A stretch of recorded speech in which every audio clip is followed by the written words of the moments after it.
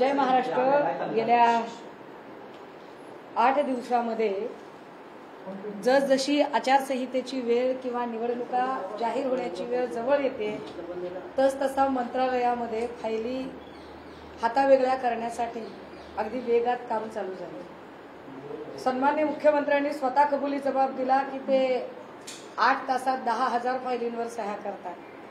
त्याचं गणित मी मागेही मांडलं की साधारणतः 8 तासात जर 10,000 फायली हातावेगळ्या करायच्या असतील तर एक फाईल किमान 2.5 सेकंदाला एक फाईल करावी लागेल आणि असं 8 तास काम केलं तर ते खाणार पिणार आणि नैसर्गिक इतर गोष्टी करणार कधी। पण असो, या सगळ्यातनच अजून एक महत्त्वाचा विषय आणि ज्या फायली हातावेगळ्या करण्याच्या चालू आहेत त्यात सत्ताधारी पक्षांमध्ये असणाऱ्या काही मंत्र्यांना आणि आमदारांना भूखंड वाटपाचा सपाटा सरकार पक्षाकडून चालू आहे। संजय राठोड यांच्या खाजगी सचिवाच्या पत्रावर, खरं तर असं सचिवांचं खाजगी पत्र चालत नाही, पण सचिवाच्या खाजगी पत्रावर 5,600 चौरस मीटरची जागा राठोड यांच्या ट्रस्टला देऊन टाकली।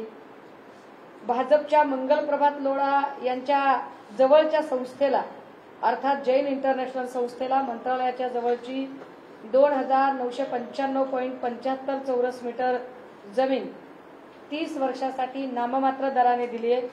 सध्या या जमिनीची मार्केट व्हॅल्यू 30 कोटी रुपयांची आहे आणि बावनकुळे अध्यक्ष असलेल्या संस्थेला नागपुरातली मोक्याची 5 हेक्टरचा भूखंड देण्यात आलाय। आता या सगळ्या जागा ज्या पद्धतीने वाटप झाल्या आहेत त्या इतक्या संशयास्पद आहेत आणि विशेष म्हणजे या जागांचं रिझर्वेशनचे सगळे नियम डावलून या जागा देण्यात आलेल्या आहेत। पैकी सिडकोचा जो भूखंड संजय राठोडांना दिलेला आहे तो एका साध्या खाजगी सचिवाच्या पत्रावर दिलेला आहे। राठोड यांच्या संस्थेला नवी मुंबईतला भूखंड वितरित केल्याचं प्रकरण 5,600 चौरस मीटरचा भूखंड दिलाय आणि वर्षभरात म्हणजे एक मागणी केल्यावर एकीकडे ज्या गरजवंत संस्था आहेत ज्या वर्षानुवर्ष मागणी करतात, वर्षानुवर्ष ज्यांना जमीन उपलब्ध होत नाही, त्या सगळ्या मागण्यांकडे दुर्लक्ष केलं गेलं। मात्र फक्त सरकार पक्षातला मंत्री आहे आणि म्हणून ती फाईल हातावेगळी करण्यासाठी लगेच सगळे सज्ज झाले। मंत्रिपदावर असलेल्या नेत्याच्याच संस्थेला भूखंड कसा काय मिळतो हा अजून एक संशोधनाचा प्रश्न आहे। नोव्हेंबर 2022 मध्ये अखिल भारतीय बंजारा सेवा संघ AIBSS या संस्थेने बंजारा समाजासाठी जागा मिळावी अशी मागणी केली आणि नोव्हेंबर 2023 मध्ये संत रामराव महाराज चॅरिटेबल ट्रस्टला जमीन देण्यात आली। मंत्री संजय राठोड स्वतः या संस्थेचे अध्यक्ष आहेत। पण आता राठोडांनी पुन्हा मानभावीपणा दाखवत म्हटलंय की जर कुणी दुसऱ्यांनी मागितली असली तर मी जमीन देतो, म्हणजे असलेली जमीन मी वर्ग करतो असं सुद्धा म्हणण्याचं औदार्य, परंतु ती जमीन काही त्यांनी अजिबात कुठे हस्तांतरित केलेली नाही। या सगळ्यांच्यासाठी जी नियमांची मोडतोड केली आहे, मला वाटतं HD video specialist Kirit Somaiya यांना वेळ मिळेल या सगळ्या गोष्टींकडे बघण्यासाठी की राठोडांना जी जमीन दिली आहे त्याच्यात सगळ्या नियमांची मोडतोड केली। खाजगी सचिव विशाल राठोड, जे विशाल राठोड त्यांचे सगळे काळ्याचे पांढरे करणारे उद्योग करणारे सगळे सचिव आहेत, अशा एका सचिवाच्या लेटर हेडवर सिडकोच्या व्यवस्थापकीय संचालकांना पत्र लिहून 16 जून 2023 रोजी जे पत्र दिलं होतं त्या पत्रानुसार श्री संत रामराव महाराज चॅरिटेबल ट्रस्टच्या नावाने भूखंड दिलाय।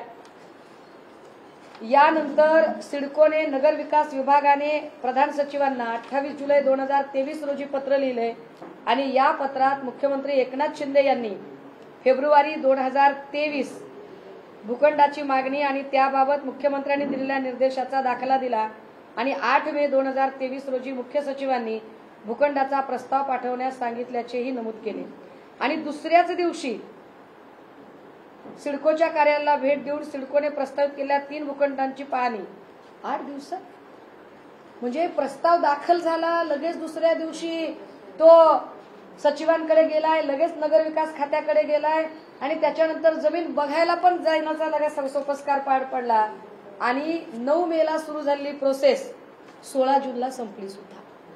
एका महिन्याच्या आत ही प्रोसेस, एवढ्या मोठ्या करोडो रुपयाच्या भूखंडाची प्रोसेस पूर्ण होते आणि यावर HD व्हिडिओ स्पेशालिस्ट सोमय्याला काहीच वाटत नाही, याच्यामध्ये काहीही काळबेरं दिसत नाही, यावर त्यांना काही बोलावंसं वाटत नाही।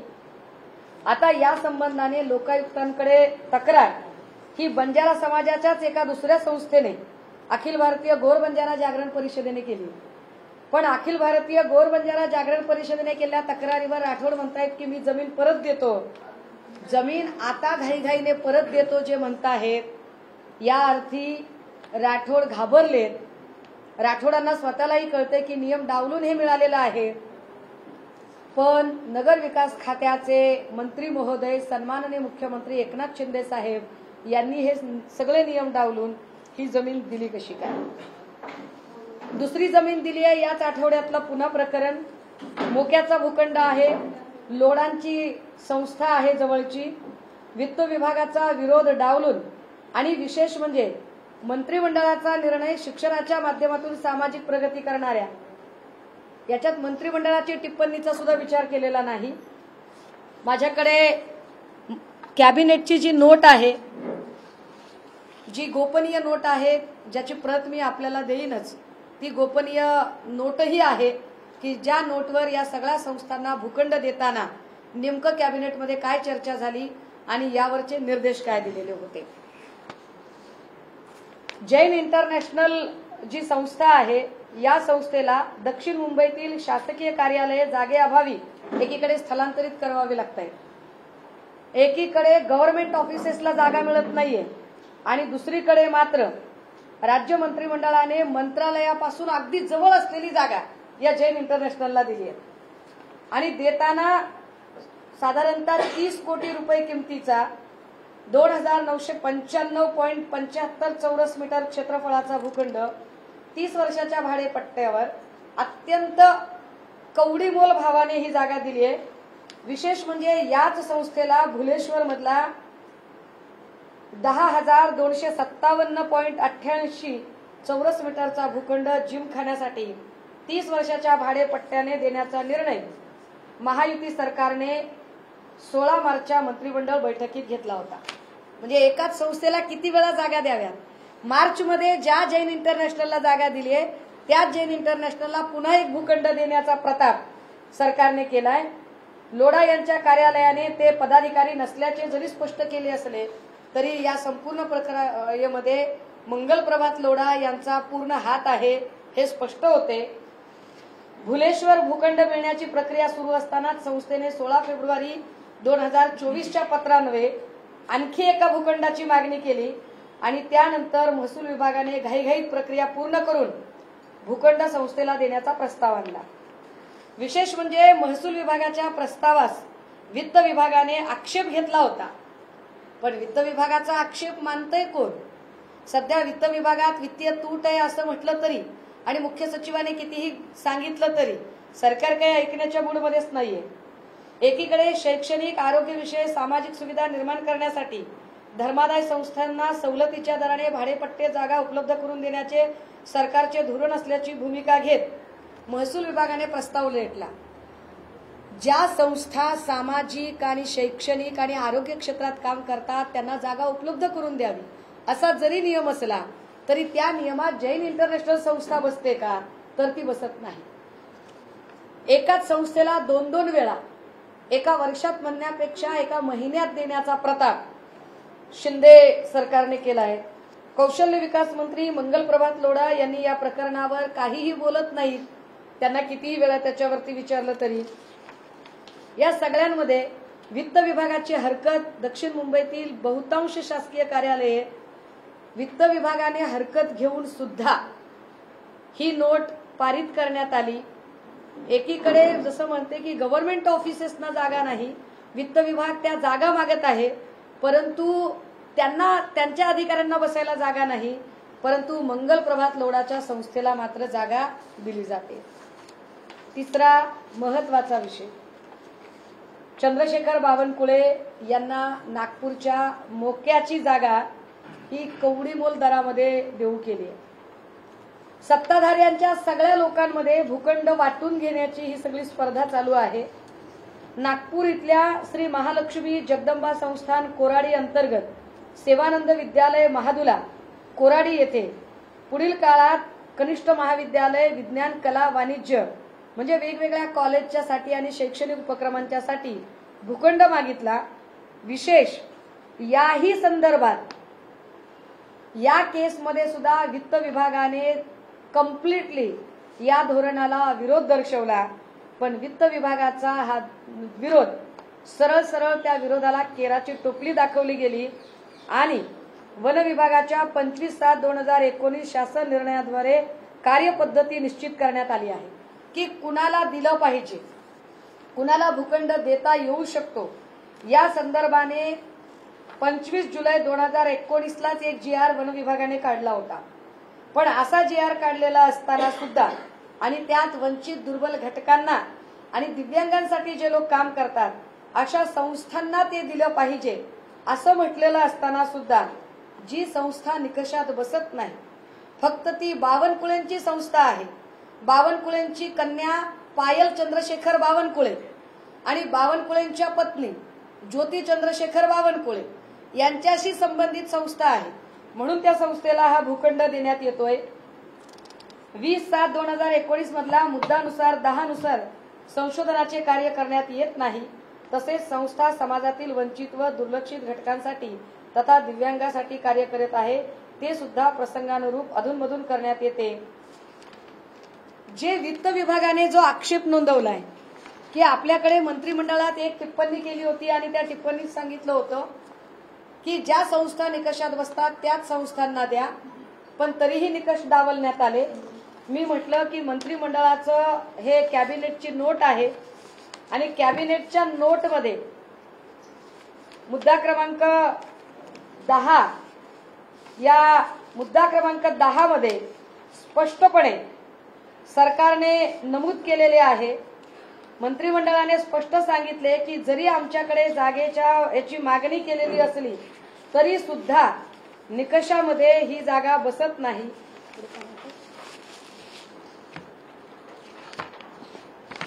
निकषात जागा बसत नाही असं असताना सुद्धा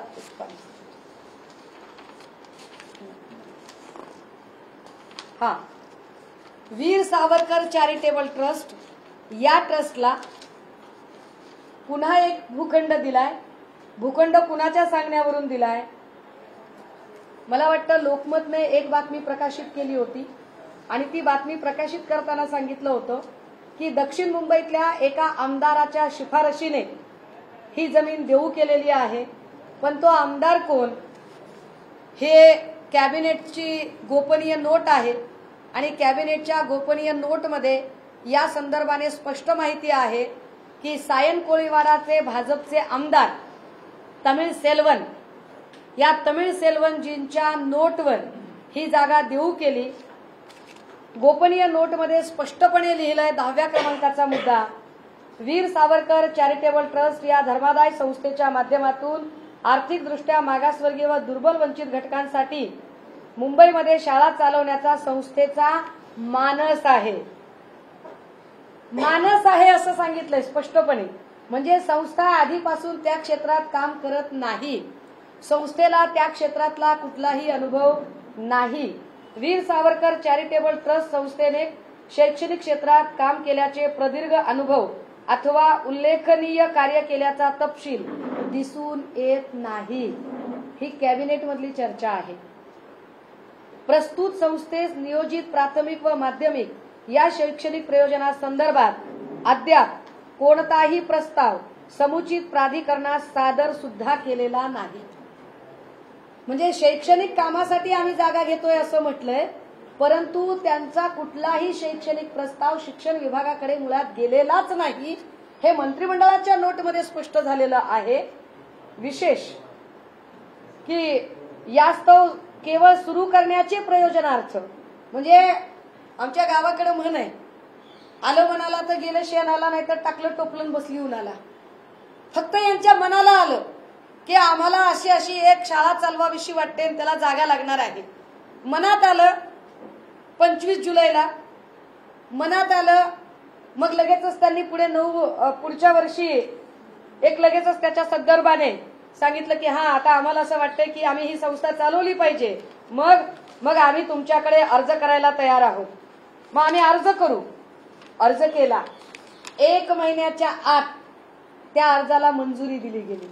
मंजुरी देण्यासाठी तमिळ सेल्वनच्या पत्राचा आधार घेतला गेला आणि सांगितलं की होय, वीर सावरकर चॅरिटेबल ट्रस्टला आम्ही जमीन द्यायला तयार आहोत. वित्त विभागाने सांगितलं होतं की अशी जमीन तुम्हाला देता येणार नाही. यामध्ये स्पष्टपणे वडाळा सॉल्ट पॅन महसूल विभागातील भूखंड क्रमांक 8 पैकी मुंबई महानगर प्रदेश विकास प्राधिकरणाकडून रहिवासी आरक्षण दर्शविण्यात आलेला भूखंड क्रमांक 35 या मिळकतीचे अंदाजित क्षेत्र 6320 चौरस मीटर ही शासकीय मिळकत वीर सावरकर चॅरिटेबल ट्रस्ट यांना कब्जे हक्काने देण्याकरिताचा प्रस्ताव मंत्रिमंडळाच्या बैठकीत सादर करण्याचे निर्देश उपमुख्यमंत्री, निर्देश कुणी दिले ते फार महत्वाचं आहे, उपमुख्यमंत्री कंसात ग्रह अर्थात सन्माननीय फडणवीस साहेब, उपमुख्यमंत्री कंसात ग्रह यांनी दिले आहेत. काय फडणवीस साहेब, एकीकडे आदिवासींच्या गोरगरिबांच्या शाळा वर्षानुवर्ष 10-10, 20-20 वर्षापासून जागा मागतात. अहो मुंबईतल्या सोडा, राज्यातल्या सुद्धा त्यांना साध्या गायरानाच्या जागा मिळत नाही. आणि इतक्या महत्वाच्या मोक्याच्या जागा एक माणूस मागणी करतो आणि मागणी केल्यापासून 1 महिन्याच्या आत ज्यांची किंमत 73 कोटीपेक्षा जास्त आहे अशी जागा फक्त भाजपचा एक आमदार नोट लिहितो म्हणून ती जागा दिली जाते. विशेष की ही संस्था कुठल्याही निकषात बसत नाही, तरी यावर कुणीही आक्षेप घेत नाही आणि यावर कुणीही चकार शब्दाने बोलत नाही. फार भ्रष्टाचाराची चीड असणारे सोमय्या यांना कदाचित हे प्रकरण माहीत नसेल, म्हणून माध्यमांच्या द्वारे हे प्रकरण त्यांना सांगायला हवे. चंद्रशेखर बावनकुळेंनी या सगळ्या संदर्भाने त्यांच्या संस्थेला जी जमीन मिळाली ते म्हणाले की नाही, माझी संस्था ही फार महत्वाची संस्था आहे, माझी संस्था कशी सामाजिक संस्था आहे. तर हे जरा त्यांच्या संस्थेच्या संदर्भाने असणारे कागद जरा दाखवले पाहिजेत. श्री महालक्ष्मी जगदंबा देवस्थान कोराडी व महादुला विलेज डेव्हलपमेंट स्कीम संस्था विलीन करण्यासाठी सहाय्यक धर्मादाय आयुक्त कार्यालय नागपूर यांनी 25 जुलै 2023 ला वृत्तपत्रात जाहिरात प्रकाशित केली होती आणि ती लिक्विडेशन मध्ये काढताना काही आक्षेप मागवले होते की तुम्हाला काही आक्षेप आहेत का. ही संस्था बावनकुळेंच्या संस्थेमध्ये विलीन केलेली आहे. महादुला कोराडीतील सामाजिक कार्यकर्ते सुनील साळवे यांनी या विलीनीकरणावर आक्षेप घेतले आणि त्या आक्षेपात त्यांनी त्यावेळेचे 31/1/2024 ला म्हणजेच 31 जानेवारी 2024 ला धर्मादाय आयुक्त संतोष कुर्वे यांनी विलीनीकरणावर आक्षेप घेणारे सुनील साळवे यांचा अर्ज तांत्रिकदृष्ट्या गुणवत्तावर आदेश पारित करून मंजूर केलाय. महादुला विलेज डेव्हलपमेंट स्कीम संस्था कोराडी महालक्ष्मी देवस्थानला विलीन होणं थांबलं. कामठीचे तहसीलदार अक्षय पोयाम ज्यांनी हा निर्णय घेतला, बावनकुळे साहेबांची ताकद किती मोठी आहे की ज्या कामठीचे तहसीलदार अक्षय पोयाम यांना श्री महालक्ष्मी जगदंबा देवस्थान कोराडीचे अध्यक्ष चंद्रशेखर बावनकुळे यांच्या मार्गदर्शनाखाली सचिव दत्तू समरितकर यांनी शासनाच्या 22 एकर जागेची मंदिर विस्तारीकरणासाठी जागा मागितली. या संदर्भात सामाजिक कार्यकर्ते सुनील साळवे यांनी कोराडी जिल्हा परिषद सदस्य नानाभाऊ कंबाळे व कामठी पंचायत समिती सभापती दिशा चनकापुरे या सगळ्या लोकांनी यावर आक्षेप नोंदवले आहेत आणि जमीन कोराडी व महादुला नगरपंचायतच्या गावठाण विस्तारासाठी राखीव ठेवण्याची तसेच ती जमीन कोणत्याही खाजगी संस्थेला न देण्याची मागणी केली. यावर अक्षय पोयाम यांनी सुनावणी घेतली, पण एवढे आक्षेप असताना सुद्धा अक्षय पोयाम यांनी भाजप प्रदेशाध्यक्ष बावनकुळे यांच्या दबावाखाली चंद्रशेखर बावनकुळे यांच्या दबावाखाली तब्बल 12.5 एकर म्हणजे साधारणतः 5 हेक्टर आर एवढी जमीन बावनकुळे यांच्या खाजगी ट्रस्टला लीजवर दिली. बावनकुळे साहेबांचा एक कल्ली कारभार एकीकडे, दुसरीकडे फडणवीसांनी स्वतःच आपल्याच एका आमदाराकडून नोट मागवायची आणि एका महिन्याच्या आत तमिळ सेल्वनच्या नोटवर वीर सावरकर ट्रस्टला जागा द्यायची, तिसरीकडे मंगल प्रभात लोढाला जागा द्यायची, चौथी अजून जैन इंटरनॅशनल आणि इतर संस्थांना जागा द्यायची, संजय राठोडला जागा. या सगळ्या जागांच्या संबंधाने आम्ही रीतसर चौकशीची मागणी करत आहोत आणि या सगळ्या फाईलवर या फाईलमध्ये झालेले जे सगळे घोटाळे आहेत याचीही चौकशीची मागणी करत आहोत. मला याची कल्पना आहे की हा विषय कमालीचा क्लिष्ट आहे, पण या सगळ्या विषयांचा सार, यातले मुद्दे मी कितीही वाचून दाखवायचा कदाचित प्रयत्न केला तरी ते कमी पडतील.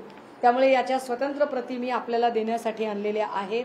मुद्दा एवढाच आहे की फडणवीस साहेब आणि चंद्रशेखर बावनकुळे साहेब या दोघांनीही सत्तेचा गैरवापर करत आपल्याच पक्षाच्या आमदारांकडून एकीकडे मागणी प्रस्ताव ठेवून द्यायचे आणि त्या मागणी प्रस्तावाला मंत्रालयात मंजुरी कशी मिळेल यासाठी प्रयत्न करायचे आणि वरवर आम्ही ही प्रक्रिया नियमात बसून केली असं दाखवायचं.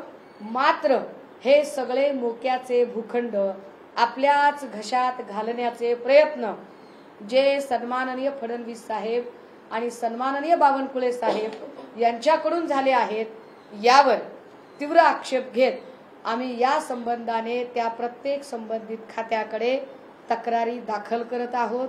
त्या तक्रारी दाखल करण्यासाठीची म्हणून ही आजची पत्रकार परिषद घेतली होती.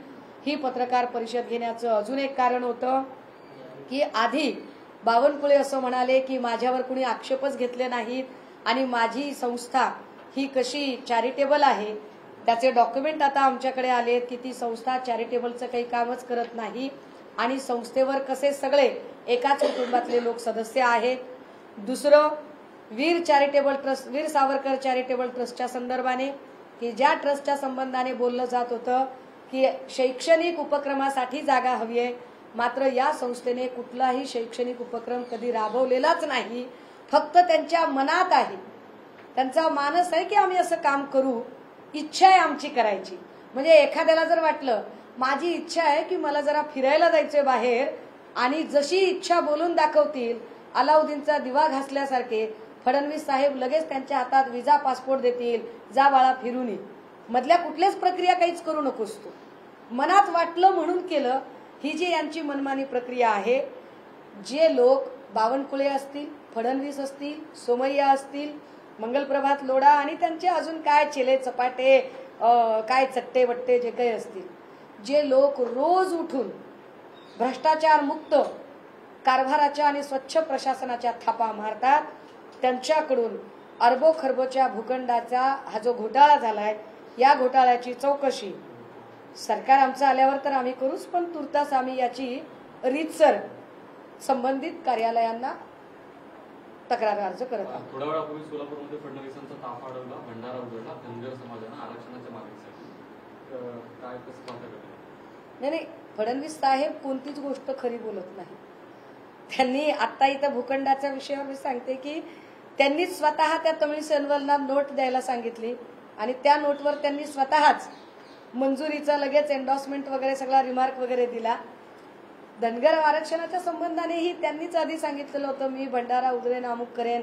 पण हे भंडाऱ्याची शपथ घेणारे, शिवाजी महाराजांची शपथ घेणारे हे सगळेच लोक क्रमांक 1चे लबाड लोक आहेत, हे आता स्पष्ट झालेलं आहे. भूखंड घोटाळ्याचा जो घोटाळा झालाय, एवढा कोट्यावधीचा घोटाळा काढला, तुम्ही संबंधित खात्यांकडे तक्रार देणार आहात. हा जो संपूर्ण प्रकार आहे तो थोडक्यात जरा एक्सप्लेन कराल दर्शकांसाठी. मी पुन्हा एकदा थोडक्यात हा विषय सांगायचा प्रयत्न करते आणि एक मिनिटात मी सांगायचा प्रयत्न करते. 4 प्रकारचे भूखंड घोटाळे झालेले आहेत. एक, संजय राठोडच्या खाजगी सचिवाच्या पत्रावर सिडकोने 5,600 चौरस मीटरचा भूखंड दिला. दुसरं, मंगल प्रभात लोढा यांच्या जवळच्या संस्थेला म्हणजे जैन इंटरनॅशनल संस्थेला मंत्रालयाच्या जवळची 2,995.75 चौरस मीटर जमिनीची 30 वर्षासाठी जी तब्बल 30 कोटीची जागा आहे ती कवडीमोल दराने दिली आहे. तिसरं, आमदार तमिळ सेल्वन यांच्या नोटवर आणि फडणवीस साहेबांच्या स्पेशल एन्डॉर्समेंटने वीर सावरकर चॅरिटेबल ट्रस्टला 74 कोटीची जागा दिलेली आहे, जेव्हा की सावरकर ट्रस्ट अजिबात त्या क्षेत्रात कामच करत नाही।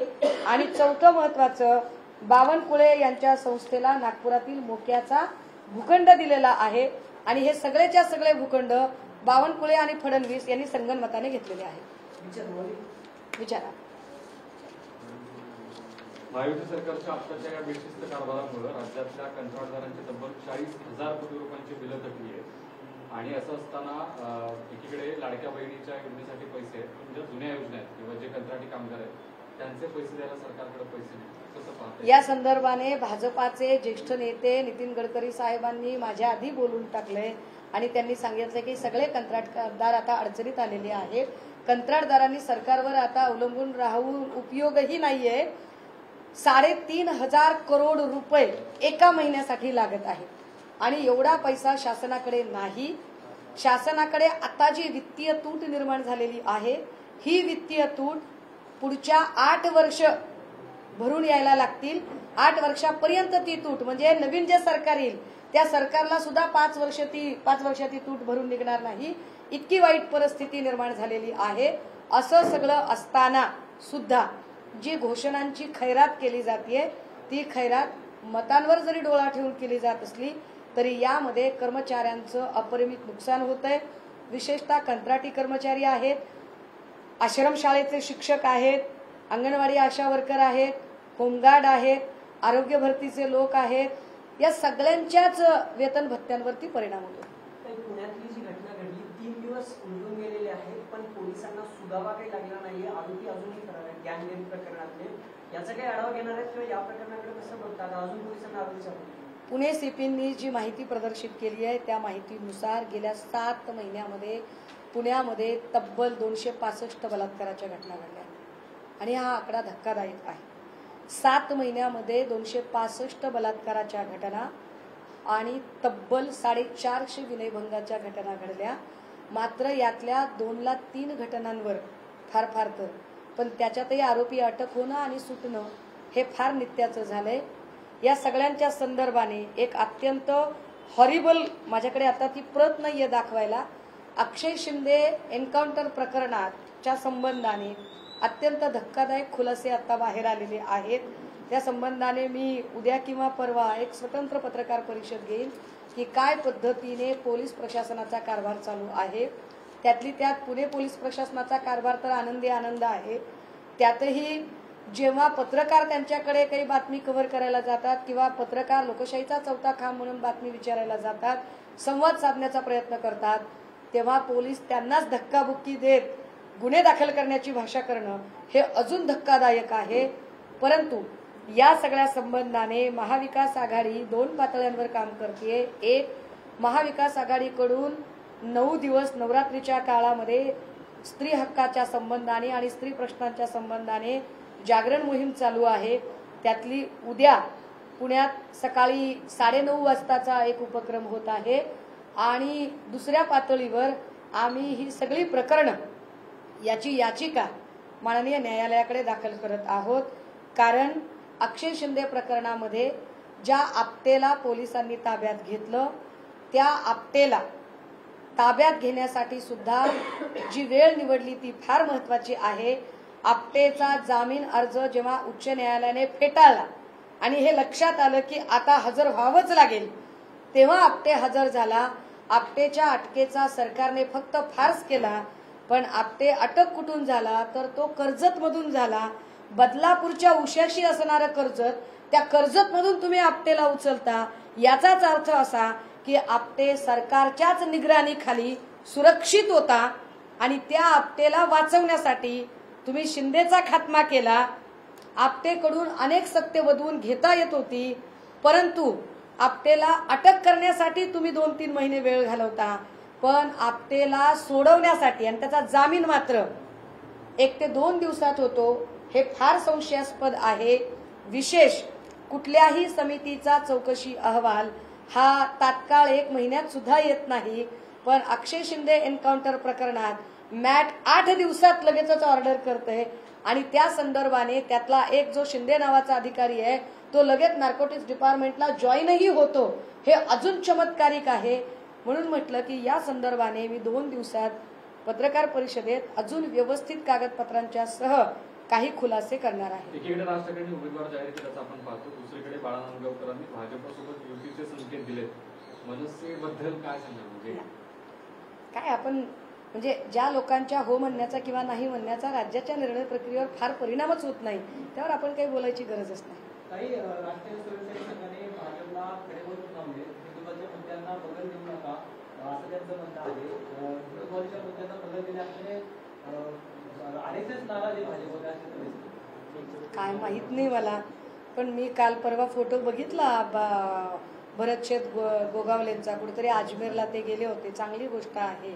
कदाचित अजमेरला जाऊन हिंदुत्ववाद्यांचं सरकार यावं यासाठी त्यांनी अजमेरच्या दर्गा शरीफला त्यांनी कदाचित प्रार्थना केली असेल, असू शकतो.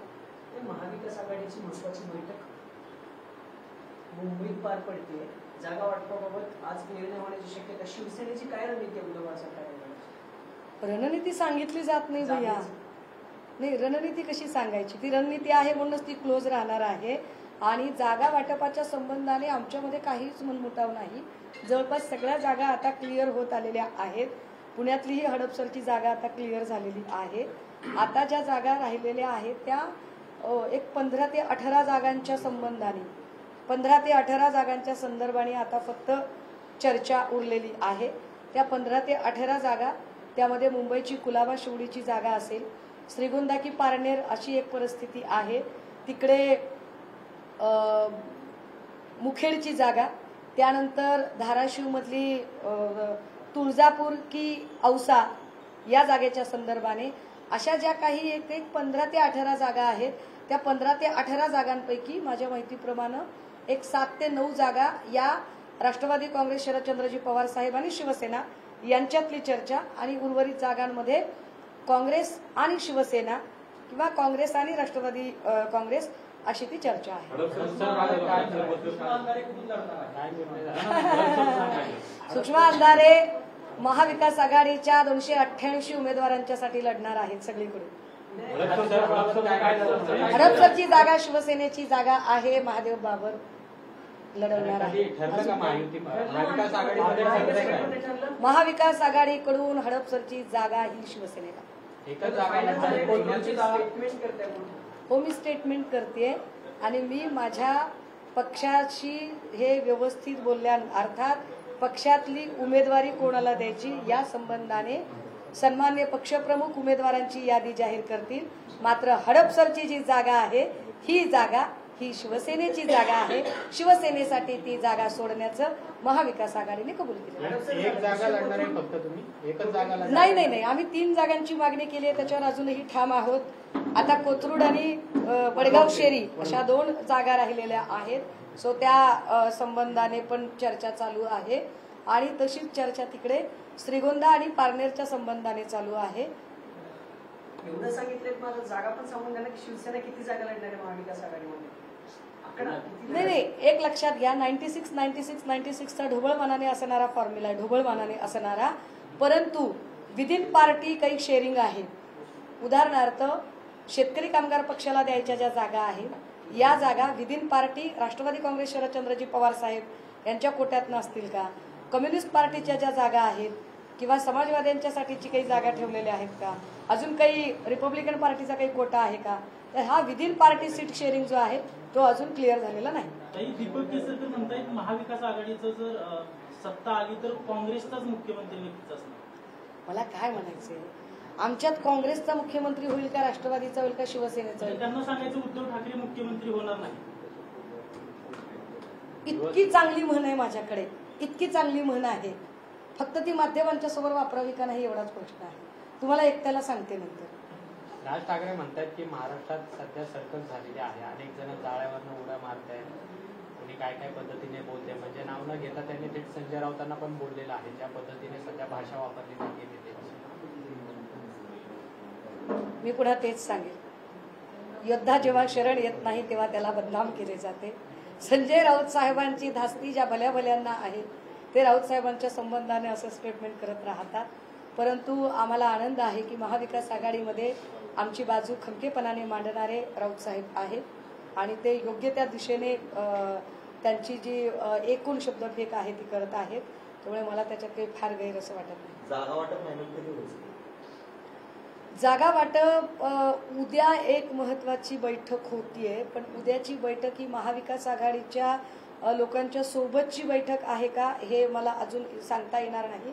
परंतु जे सर्वे आहेत विदिन पार्टीचे जे सर्वे आहेत ते जवळपास 7 आणि 8 म्हणजे आज आणि उद्यापर्यंत कंप्लीट झालेले असणार आहेत आणि त्या सर्वेच्या अनुषंगाने पुन्हा एकदा त्या जागांचा गोषवारा मांडला जाईल आणि त्याच्यावर पुन्हा म्हणजे काही ठिकाणी कदाचित असं असू शकतं की एखादी जी जागा आहे ती जागा जरी समजा शिवसेनेची आहे पण उमेदवार तिकडे काँग्रेसचा बलशाली आहे किंवा जागा काँग्रेसची आहे उमेदवार शिवसेनेचा बलशाली आहे तर अशा वेळेला एक म्युच्युअल अंडरस्टँडिंग होऊ शकतं. जसं की वडगाव शेरीची जागा जरी राष्ट्रवादी काँग्रेस सांगत असली तरी उमेदवार शिवसेनेचा जर बलशाली असेल तर तीही जागा कदाचित सुटू शकते असं होऊ शकतं. नीलम गोरेंनी काल वक्तव्य केलं की येत्या काही वेळात मोठी ब्रेकिंग न्यूज येणार आहे, पत्रकारांनी अलर्ट राहा. तुम्हाला काय वाटते काय मोठी ब्रेकिंग न्यूज? ब्रेकिंग न्यूज ही असेल की आपल्या एरियामध्ये एकही नगरसेवक निवडून आणू न शकलेल्या नीलम गोरे या कदाचित लोकांमधून निवडून येण्यासाठी विधानसभा स्वतःचा मतदारसंघ सांगणार असते. त्याच्यापेक्षा ब्रेकिंग काय असू शकतं त्यांच्याकडून? त्यांनी स्वतःला आजमावून बघितलं पाहिजे ना की किती लोक त्यांना मत देतात. जागा वाटप फायनल होईल? त्यांनी बिलकुल लढावं आणि एकनाथ शिंदेची लाडकी बहीण म्हणून एकनाथ शिंदेनी त्यांना एक जागा देऊन बघावंच की नीलम गोरेंची लोकांमधली पत किती आहे. हे मी ऑन रेकॉर्ड सांगते. नीलम गोरेंची लोकांमधली पत किती आहे हे नीलम गोरेंनीही आजमावून बघावं आणि आपली लाडकी बहीण म्हणून त्यांना तिकीट देऊन एकनाथ शिंदेनी सुद्धा आजमावून बघावं. कुर्ल्यातून तुम्हाला उमेदवारी मिळणार अशी चर्चा आहे तर काय चर्चा झाली आहे? किमान कुर्ल्याची जागा ही ऐका, कुर्ल्याची जागा ही राखीवची जागा आहे. कुर्ला असेल अंबरनाथ असेल अशा राखीव जागांवरून माझ्याबद्दल जेव्हा चर्चा होते तेव्हा आंबेडकरी चळवळीत मी ज्या डेडिकेशनने काम केलेलं आहे त्या डेडिकेशनचा मला आनंद आणि अभिमान वाटतो. मात्र मी जरी चळवळीत डेडिकेशनने काम केलं असलं तरी मी राखीव प्रवर्गात येत नाही, मी खुल्या प्रवर्गात येते. त्यामुळे कुठल्याही राखीव जागेमधून माझ्या नावाची चर्चा ही अशक्य आहे. तुम्ही जे नीलम गोरेंनी निवडणूक लढवून पाहावी या अगोदर नीलम गोरेंना पत्रकारांनी प्रश्न विचारला होता की विधानसभा लढवणार का, तर पक्षाने आदेश दिले तर मी विधानसभा लढवेल असं त्यांनी सांगितलं. त्यांनी खरंच लढवावी. जर तुमच्या पक्षाने त्यांच्या विरोधात तुम्हाला उमेदवारी दिली तर तुम्ही त्यांच्या विरोधात लढणार का? नीलम गोरेंच्या विरोधात मी लढावं असं तुम्हाला काय वाटते? ज्या नीलम गोरेंचं शून्य संघटन आहे, ज्यांना अजिबात लोकांशी कसं वागायचं कळत नाही, ज्यांच्याकडे अजिबात म्हणजे कमालीचा स्वतःबद्दल अहंकार भाव आहे आणि त्यांच्या आणि माझ्यामध्ये काही मुकाबला असण्याचं कारणच नाही. एखादी व्यक्ती वशिल्याने मोठ्या पदावर जाते म्हणजे ती फार ग्रेट असते असं मी समजायचं काही कारण नाही. त्यामुळे माझा आणि गोरेंचा काही मुकाबला होऊ शकतो असं सुद्धा मी समजायचं कारण नाही. तुम्ही पॉलिटिकल आन्सर देताय, ठीक आहे, तुम्ही लढणार का नाही हे जर लढणार असाल तर 3 फक्त ऑप्शन, मराठवाडा पश्चिम महाराष्ट्र की मुंबई विभाग. सुषमा अंधारे कुठून लढणार? मराठवाडा पश्चिम महाराष्ट्र की मुंबई विभाग? सुषमा अंधारे कुठून लढणार असं काही नाही. मराठवाड्यात माझं काहीच नाहीये, लक्षात घ्या. मराठवाड्यात कधी काली जन्म झाला पण गेल्या 25-30 वर्षांपासून पुण्यात राहते. तुम्ही मी इकडे तिकडे का जाणार, कशासाठी जाऊ? पण ताई तुम्ही नेते आहात, खासदारकीच्या वेळेस तुम्हाला पक्षानं हे देखील म्हटलं होतं की तुम्ही लढा निवडणूक. विधानसभेला तुम्हाला काहीतरी बोलणं झालं असेल, नेमकं काय? नाही, विधानसभेलाही माझा पक्ष माझ्यावर अन्याय करणार नाही. माझा पक्ष मला लढायला सांगूही शकतो. मात्र माझी स्वतःची प्रामाणिक इच्छा आहे की मी एका मतदारसंघात अडकून पडण्यापेक्षा मी संपूर्ण राज्यभरासाठी काम केलं पाहिजे. तुमचे सगळे नेते आता कॉन्फिडंट आहेत महाविकास आघाडीचं सरकार येणार, सरकार आलं तर मुख्यमंत्री कोण असेल? कुठल्याही पक्षाच्या नेत्याला असं वाटेल, कुठल्याही पक्षाच्या कार्यकर्त्याला असं वाटेल की आपला पक्षप्रमुख हा मुख्यमंत्री व्हायला हवा. 4 डिसेंबर 2022ला माझ्या ट्विटर अकाउंटला मी माझं ट्विट पिन करून ठेवलंय आणि सांगितलंय की आम्हाला पुन्हा एकदा आमचे सन्मान्य पक्षप्रमुख उद्धव साहेबांना मुख्यमंत्री करण्यासाठी नव्याने लढाई सुरू करायची आहे. आणि ते पिन अजूनही आहे. सो मला निश्चित असं वाटणार की या सत्ता बदलानंतर मुख्यमंत्री पदावर कोण बसावं, तर ते अर्थात उद्धव साहेबांनी बसावं.